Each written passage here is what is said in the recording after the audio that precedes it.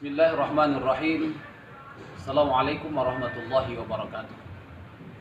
Alhamdulillah, kita bersyukur kepada Allah Subhanahu wa taala dengan ucapan alhamdulillah. Kita telah disampaikan Allah kepada bulan suci Ramadan tahun 1442 Hijriah. Salawat dan salam mari sama-sama kita sampaikan pada junjungan kita Nabi Muhammad sallallahu alaihi wasallam. Mudah-mudahan kita mendapatkan syafaatnya. Amin ya rabbal alamin. Paling tidak ada satu pertanyaan muncul. Kenapa kita masih disampaikan Allah kepada bulan suci Ramadan ini? Padahal kalau kita lihat banyak yang satu angkatan kita, yang seusia dengan kita, bahkan orang yang di bawah kita telah dipanggil Allah Subhanahu wa taala. Lantas kenapa kita masih hidup sampai hari ini? Paling tidak ada dua jawabannya. Pertama, karena dosa kita masih banyak. Kedua, karena ibadah kita masih sedikit. Dengan rahman dan rahimnya Allah berikan dia kesempatan, Allah berikan kepada kita kesempatan untuk mengurangi dosa-dosa itu dan menambah amal yang kita miliki. Ramadan adalah bulan yang diberkahi oleh Allah Subhanahu wa taala. Berkah itu adalah qalilul amal, katsirul manfaat. Sedikit yang kita lakukan tapi nilainya luar biasa di hadapan Allah. Itulah berkah. Salat yang kita laksanakan di bulan suci Ramadan ini sama syarat dan rukunnya dengan salat-salat di bulan lain. Sama aturan mainnya, tata caranya sama semua. Tapi berbeda nilainya di hadapan Allah Subhanahu wa taala. Kata Nabi dalam sebuah hadis bahwa amalan anak Adam itu diberikan ganjaran oleh Allah 10 sampai 700 kali lipat. Sementara ibadah puasa ini Allah yang mengatakan kullu amali bini Adam lahu illa shaum fa innahu li wa ana ajzi bi. Seluruh amalan anak Adam itu kata Allah adalah untuknya kecuali shaum. Maka shaum ini kata Allah untukku dan akulah yang membalasnya. Sehingga ibadah puasa ini tidak ada indeks dari Allah Subhanahu wa taala, tergantung Allah. Kalau tadi saya katakan bahwa nilai dari amalan yang dilakukan oleh manusia itu antara 10 sampai 700, tetapi puasa ini tidak ada nilainya, tergantung Allah.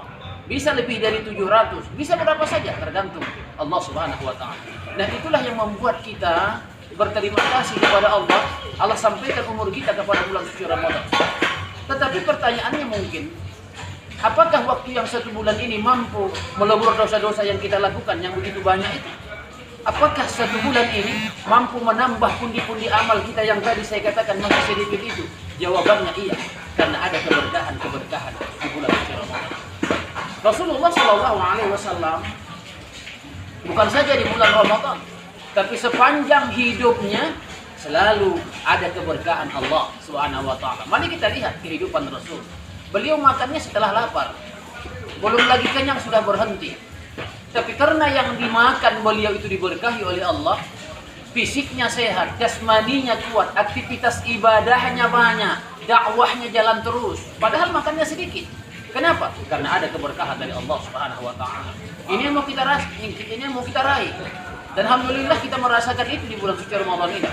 Ketika kita sahur, hampir bisa dipastikan kurang semangat kita untuk makan itu ketika sahur. Makan kita sedikit ketika sahur itu. Tapi karena ketika itu malaikat berdoa kepada Allah, wahai Allah berkahi apa yang mereka makan ketika sahur ini, maka walaupun makan kita sedikit, aktivitas kita tidak berkurang. Tarawih kita bisa, bangun malam kita tahajud, Al-Quran kita baca, sholat subuh kita berjamaah, bahkan setiap hari kita melakukan aktivitas kita sebagai Tentara Nasional Indonesia Angkatan Darat. Berkah itu qalilul amal, katsirul manfaat. Berkah duniawi yang kita rasakan hari ini, alhamdulillah setelah Ramadan ini masuk, dikurangi jam kerja kita 1,5 jam. Biasa kita masuk jam 7, sekarang jam 8. Biasa pulang setengah 4, sekarang jam 3. 1,5 jam dikurangi. Tetapi saya bisa pastikan, pengurangan jam kerja ini tidak akan ada pengurangan gaji ketika nanti kita sampai waktunya gajian. Tidak akan ada pemotongan gaji walaupun jam kerjanya dikurangi. Kecuali kalau Bapak Ibu ada utang di koperasi, itu pasti dipotong.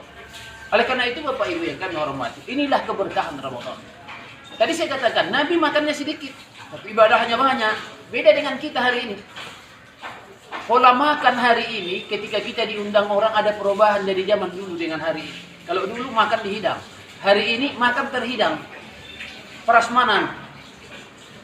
Ketika makan prasmanan itu ada beberapa alternatif pilihan makanan di situ. Ada ikan, ada ayam, ada daging, dan masaknya bermacam-macam juga, ada sayur. Itu maksudnya adalah alternatif pilihan selera. Tidak suka ayam, ambil ikan. Tidak suka ikan, ambil daging. Tapi apa yang terjadi hari ini sama kita? 6 alternatif yang disiapkan oleh tuan rumah, malah kita ngambilnya 7. Inilah yang masuk ke perut kita. Dan inilah yang mengakibatkan bahwa nilai berkah makanan itu hilang. Sehingga makan banyak ini bukan membuat kita kuat, tapi malah penyakit bertambah. Yang terjadi apa kemudian? Kata dokter, bapak tak boleh lagi makan daging. Bapak jangan lagi minum yang manis-manis. Bapak tak boleh lagi makan yang asin-asin. Apa gunanya hidup ini? Dulu ketika kita tidak punya apa-apa, lihat sate, pengen beli sate, tapi tidak bisa beli sate karena memang tak ada duit. Tapi hari ini lebih kompleks persoalannya. Duit punya, beli sate nggak bisa. Kenapa? Karena dilarang sama dokter. Kenapa? Karena keberkahannya hilang. Kita lihat tidur Nabi. Nabi tidurnya sedikit. Setelah salat Isya tidur beberapa saat saja. Tengah malam bangun, munajat, tahajud, berzikir, membaca Al-Quran. Setiap malam itu dia lakukan sepanjang hidupnya. Tapi apa yang terjadi? Pernahkah Nabi sakit karena kekurangan tidur? Tidak. Berkurangkah dakwah Nabi karena tidurnya kurang? Tidak. Fisiknya sehat, jasmaninya terjaga, aktivitas ibadahnya banyak, dakwahnya jalan terus. Padahal tidurnya sedikit. Kenapa? Karena ada keberkahan dari Allah Subhanahu wa Ta'ala. Berbeda dengan kita. Kita tidur banyak, pengajian masih tidur. Jumatan tidur lagi. Makanya ada orang bilang, ini masjid sesat alirannya. Kenapa? Masa Jumatan tak ada khutbahnya? Padahal sepanjang khutbah dia ternyata tidur. Yang disalahkan masjid. Tidurnya sedikit, tapi karena ada keberkahan dari Allah Subhanahu wa Ta'ala, maka tidur itu membawa keberkahan. Itulah yang kita harapkan di sepanjang Ramadan ini. Keberkahan dalam amal kita itu, itulah yang membuat amal kita yang sedikit tadi menjadi banyak. Namun itu kembali kepada kita. Kalau Ramadan ini tidak kita sikapi dengan meningkatkan kualitas dan kuantitas ibadah kita kepada Allah, ingat bahwa Ramadan ini pasti berlalu. Ramadan tidak menunggu kita rajin sholat, rajin baca Al-Quran, rajin bangun tahajud. Ramadan pasti berakhir. 30 hari ke depan, Ramadan ini akan usai. Itu yang pertama. Kemudian, apa yang kita harapkan untuk bisa menambah pundi-pundi amal dan minta ampun kepada Allah? Kata Nabi, surga dibuka oleh Allah, neraka dikunci oleh Allah, iblis-iblis dibelenggu oleh Allah Subhanahu wa Ta'ala. Artinya, mau masuk surga tinggal lompat. Begitu mudahnya untuk masuk surga. Begitu mudahnya untuk meraih ampunan kepada Allah di bulan suci Ramadan ini. Makanya kata Nabi, celakalah umatku apabila Ramadan ini berakhir tapi dia tidak dapat ampunan dari Allah Subhanahu wa Ta'ala. Ilustrasinya begini, Pak. Penalti, penjaga gawang nggak ada, bola ditendang nggak masuk. Berarti yang nendang kan yang pau. Yang nendang kan yang goblok. Masa sudah penalti, penjaga gawang nggak ada, bola masih tidak masuk juga. Kan yang goblok yang nendang itu.